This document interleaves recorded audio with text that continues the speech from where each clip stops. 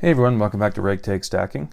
In today's video, I want to talk about something that every silver stacker should have, and that is a way to confirm or to authenticate their silver to make sure they don't have any fakes. Now for me, I call it my counterfeit kit. I do have a number of things that I use and a number of methods to test the authenticity of my silver. If you don't mind spending the money, because it is quite expensive, one of the best ways to go is getting one of those Sigma Metalytics authenticators, because those are perfect. They're an all-in-one machine. They can do everything that you'd want, testing the purity, testing the weight, everything that you could imagine. But you are going to be paying quite a bit for it, because I did go onto their website and they do have 3 models that you can choose from. They have a wide variety or wide range of prices, but unfortunately straight from the site it's sold out. I looked and each of them you could not. They were unavailable, out of stock. Went on to eBay to see what they were going for there, and yes, they are going for quite a bit, and that's because, you know, right now at the current moment you cannot go to Sigma's website to pick it up. So you do have that option with the Sigma, and there's even more expensive machines. I've been one's called the XRF machine, and I looked on eBay to see how much those were going for, and some of them were like up over $10,000. So you do have some pretty expensive options, but you know, they are worth the money for you if you want to, you know, to spend it to make sure that your stuff is the real deal. So I don't have a Sigma currently. Maybe down the road I'll pick one up if I could catch a killer deal on one. But yeah, I'm not actively looking to pick up a Sigma. So I have to do some other things, some other methods to authenticate that my silver is real. Now with the Sigma, you kind of have that all in one. With this, you kind of have to piece it together. You're going to be coming up with one thing that will authenticate something on the coin, but it still doesn't mean that it is a real coin. It might weigh the proper amount, but the diameters and the thickness could be way off. You know, it still could be fake if it passes one of these tests that I'm going to show you. So that's why combining them all together gives you a better overall picture of if you have a counterfeit coin or not. And starting off with the first way, it is a pretty inexpensive thing to pick up, is one of these digital scales, these mini digital scales, and you know, it will help to confirm that the coin or the piece of silver that you are weighing is, you know, indeed what it's supposed to weigh, what it says on there. Like with this Maple Leaf, it's supposed to be 1 troy ounce. If you were to measure it, if you were to weigh it and it comes out at 0.8, then you know, obviously you have a problem there, because you're way off on the what the weight is supposed to be. And just the same with the other way. If you weigh it and it's 1.5, there's no way they're just going to be throwing in extra silver on this specific coin and you got lucky. You know, it's probably made out of copper or made out of a heavier material, and you know, it weighs more than what it's supposed to be. So if you're way out of the ballpark like that, most likely that's, you know, those are a red flag that needs to be raised, and it's most likely that you have a fake coin. So I just adjusted it slightly here so you can see the numbers a bit better. So showing you this this Maple Leaf here, it is 1.007. So you see the 7 down there and the third decimal point. So this is well within the acceptable range of the 1 troy ounce. The next one here will help confirm some more specifications of the coin, and these are the digital calipers. And right here, these are pretty cheap as well, kind of in the same ballpark that you'd be getting the digital scale for. And just turned it on, and yeah, like I said, each of these coins have specific specifications showing what the diameter and the thickness should be. So with the Maple Leaf here, I'm going to do it off screen just because I don't want to scrape the coin. But then putting it back here, you can see that 37.9 millimeters. And then looking, you can see that is confirming that it is the right diameter for the coin. And again, you can do that with the thickness as well to confirm. So there you go. With these 2 cheap purchases, you can confirm that the coin you're trying to authenticate is the correct weight, the correct diameter, and the correct thickness. And there are some other things here. One of them you could probably see when I lifted up the calipers before is the, oh, there's one stuck there. is magnets. I happen to go with the smallest magnets known to man. I didn't really pay attention when I was ordering them. I just picked them up. And again, relatively cheap. I think this was like 10 bucks for 250 of them. You know, it doesn't cost too much, but you might want to, I'm going to double check to see exactly what sizes these are, and you're probably going to want to go bigger, because yeah, I should have paid a little bit more attention as to the size of them, because they are quite small. There's a couple of things you can do with the magnets. Obviously, you know, if the you know, it sticks to any of the stuff that it's not supposed to stick to, that's a red flag.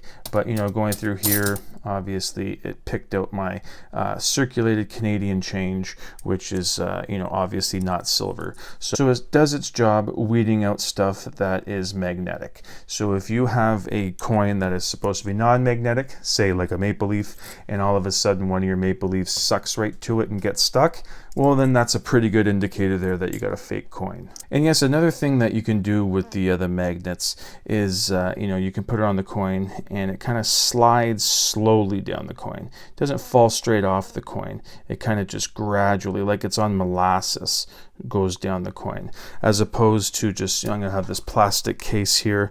I'll show you this plastic case. You tilt it and it just falls straight off. It doesn't have any like it's a little bit of resistance.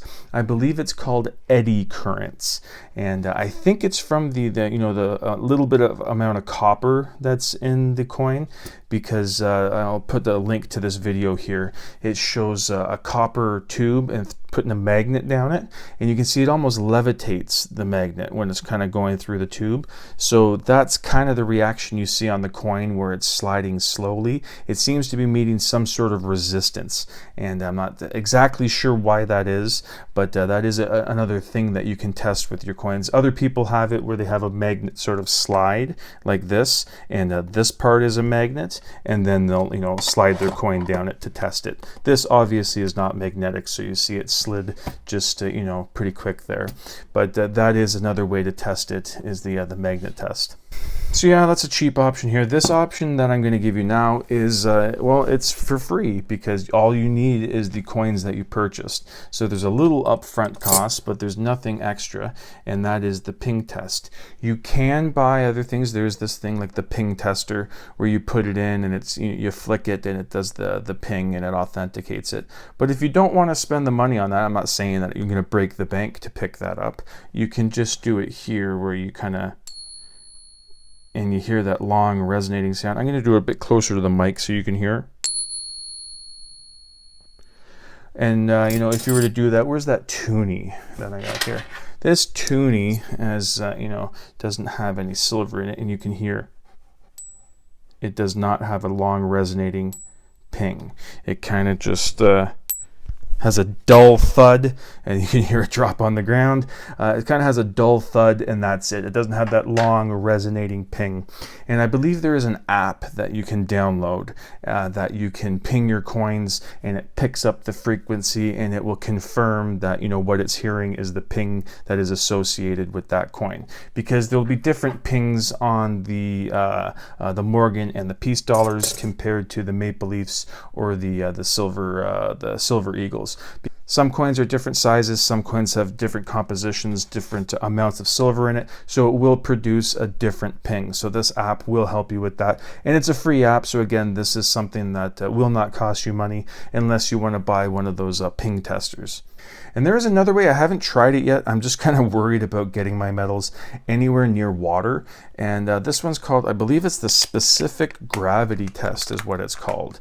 And it involves, you know, dumping it, or not dumping it, just putting it in water, and I guess measuring like the displacement of the water. I'm not too familiar with that one, and I haven't read up on it as much as I should, but there are probably some people that are you know, more knowledgeable on it than I am, and I'd like to hear from you in the comments, just because like I said, it might be dumb, but I don't want to put any of my precious metals near water. I don't want to dump my silver into water.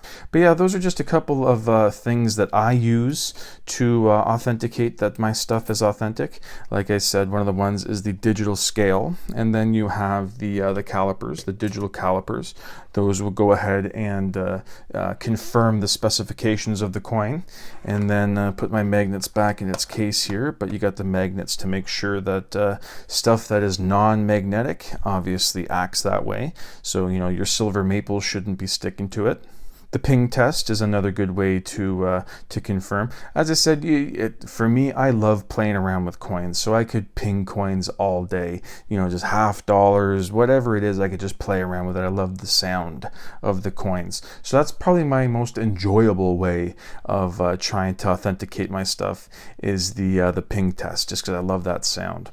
And again, if you're interested and wanted to try that specific gravity test, I believe it's called, I will leave a link to the article that I showed there describing it. So yes, if you combine all of these together, it is a good chance, if it passes all of these tests, that you have an authentic coin.